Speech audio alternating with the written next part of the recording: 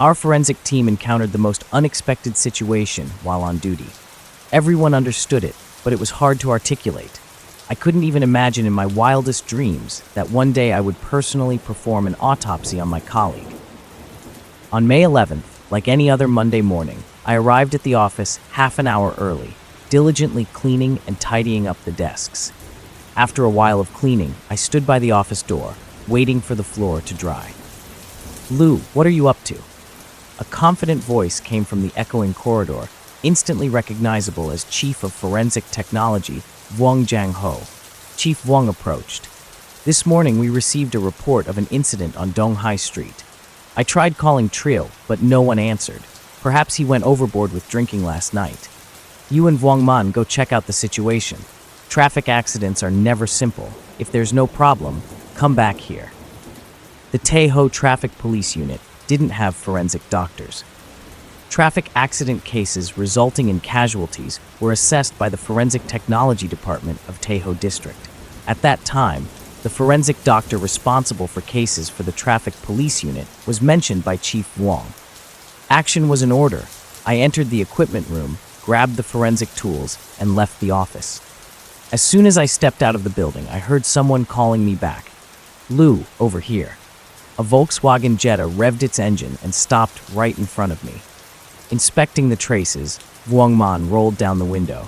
"Get in quickly. We need to leave early and return early." After wrapping up this case, I still have to go to the city police department to submit the assessment documents. Dong Hai Street was located on the outskirts of Tae-ho District, a suburban area on the outskirts of the city. At this time, there were few vehicles and pedestrians on the road. We quickly spotted a police car flashing its lights on the side of the road. As we stopped the car, little Dom from the Traffic Incident Handling Unit ran over.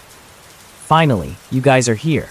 At 4 in the morning, after receiving the police report, I rushed over here. I tried calling Dr. Trio, but he didn't answer, so I called Chief Vuong. I nodded.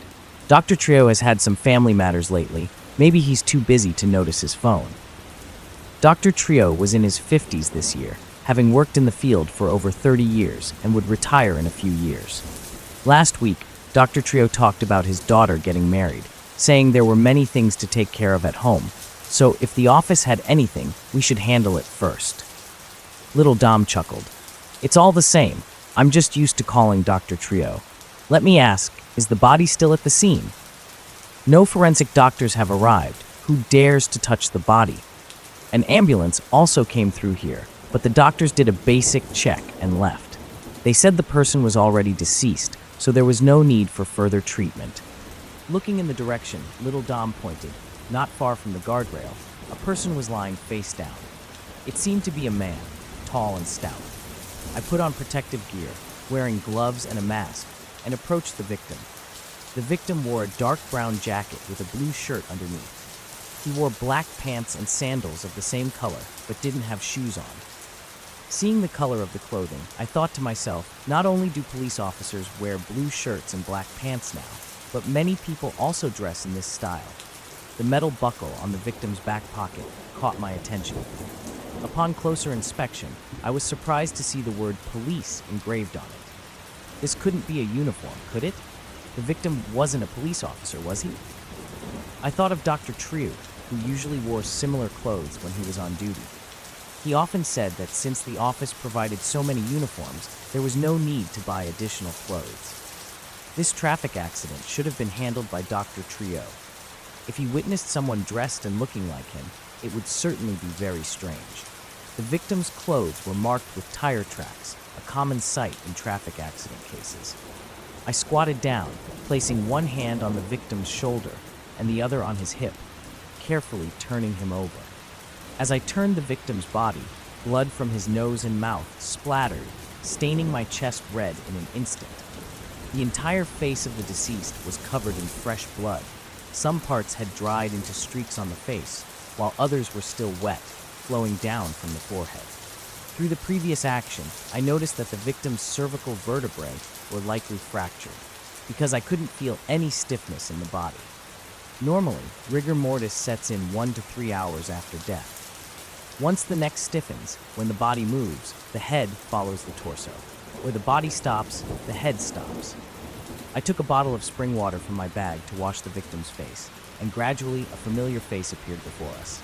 At that moment, I was stunned, and Vuong Man and Little Dom were also shocked. Why was it Dr. Trio? This scene is a profound shock to me. For the first time during a post-mortem examination, I encountered someone I knew, and moreover, he was a forensic doctor. A forensic doctor examining a traffic accident suddenly turned into a corpse lying on the roadside and being examined by others. I instantly felt the world spinning, darkness clouding my vision. I sat down on the ground, taking a while to regain my composure. Quickly report to the leaders. Vuong Man and Little Dom shouted, secure the scene and expand the warning perimeter. As colleagues arrived, my mood gradually stabilized. Chief Vuong patted my shoulder and sighed. You must stay strong. We need to use this time to investigate the cause of death thoroughly, catch the perpetrator, and bring justice to Dr. Trio's family. I suddenly remembered Dr. Trio's daughter was getting married soon. Yet, in this crucial moment, he encountered tragedy, turning joy into sorrow in an instant. Soon after, Dr. Ngu and Dr. Kung also arrived. Taeho District had a total of 4 forensic doctors, with me being the youngest. They were both mentors and friends to me, and we were like a family. Losing a family member suddenly was difficult even for forensic doctors, who had witnessed life and death like us.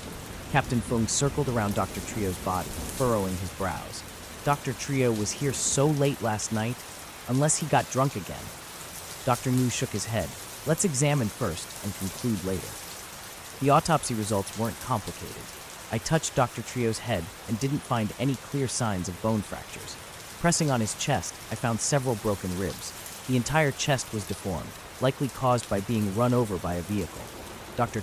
Trio's pelvic bones were severely deformed, suggesting a high likelihood of pelvic fractures.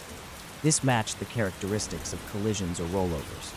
From what I knew about Dr. Trio, he usually carried his mobile phone and wallet with him. But after searching through all his pockets, I found nothing except a bunch of keys. As I examined and reported the situation, Dr. Ngu nodded. Preliminary indications suggest this is a traffic accident. Captain Fung pondered for a few minutes before starting to direct the work. 1. This road is in the suburbs and has no surveillance cameras. We need to quickly identify the vehicle and driver responsible for the accident, which Chief Vuong is in charge of. Connect with the traffic police unit. 2. Quickly locate Dr. Trio's wallet and mobile phone, which Lieutenant Lai of the 2nd Platoon is responsible for. 3. Contact Dr. Trio's family. Handle the explanation and condolences properly and discuss the funeral arrangements.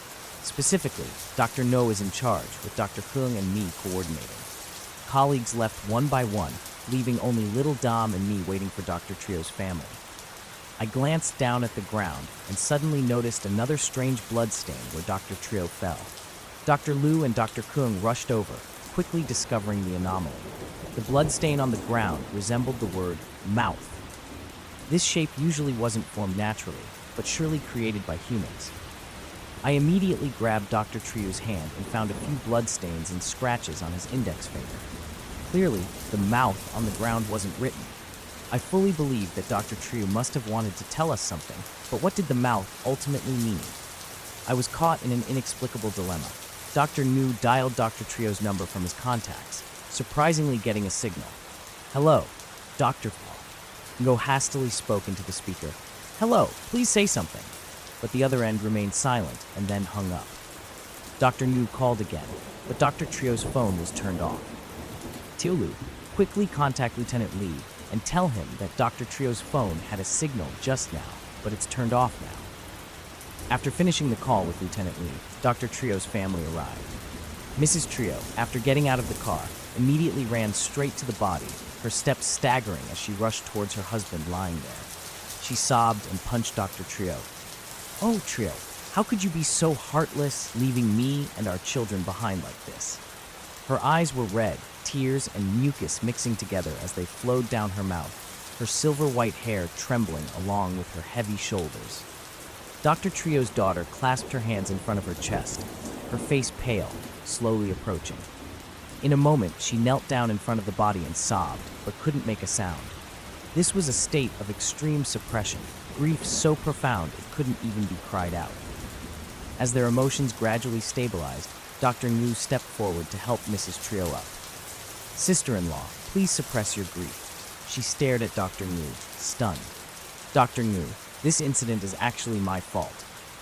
Yesterday, Dr. Trio called to say he would have dinner outside, so he'd be back a bit late. Just when both the children and our son-in-law were at home, I told him if he was too late, he should just sleep at the office and not come home to wake them up. Previously, if he drank until late, he always voluntarily went to the office to sleep. But who would have thought this time?" According to Mrs. Trio's words, it was highly possible that he was indeed drunk and got into a traffic accident on the way. Suddenly, many questions related to this road accident arose in my mind. We watched the truck slowly drive away. Dr. Ngu specifically instructed the technicians from the forensic department that after returning to the cold storage area, they should not rush to change clothes. Everyone returned to the office with heavy hearts. The secretary informed us to attend a meeting in the criminal police conference room. Captain Fung briefly described the case, arranged the next steps, and formed the Case 11-5 task force to conduct a comprehensive investigation into Dr. Trio's death. The task force consisted of the investigation team and the evidence collection team. The investigation team was formed from the second detective team, responsible for investigating the case and conducting inquiries into related individuals. The evidence collection team included mainly technical staff responsible for detecting and screening evidence. In the afternoon, I went to the forensic office to meet with some suspects to examine their injuries. Just as I was preparing to leave, I received a call from Vung Mun, informing me that they had caught the person who was trying to repair Dr. Trio's phone. I hurried back to the office. In the interrogation room, Vung Mun and Captain Lee were questioning a balding young man. Name, Ngo Dai-chi. Age, 23. Address, Tiungo Hamlet, Pannam Street, Taeho District. "What did you do last night?" "Nothing. I didn't do anything."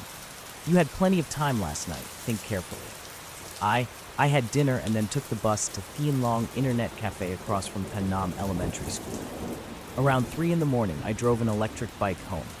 "Oh, you took the bus? Then you came back by electric bike?" No, I misspoke. I drove both ways. In a little while, we'll go to your house to see that electric bike." Okay, I confess. I know that these days, even if something falls from the sky, it's not necessarily a good thing. My mood is always uneasy. Vung Mun and Captain Lee lit up, seemingly seeing a glimmer of hope for success. Ngo Dai-chi said, "After leaving the internet cafe, it was already late.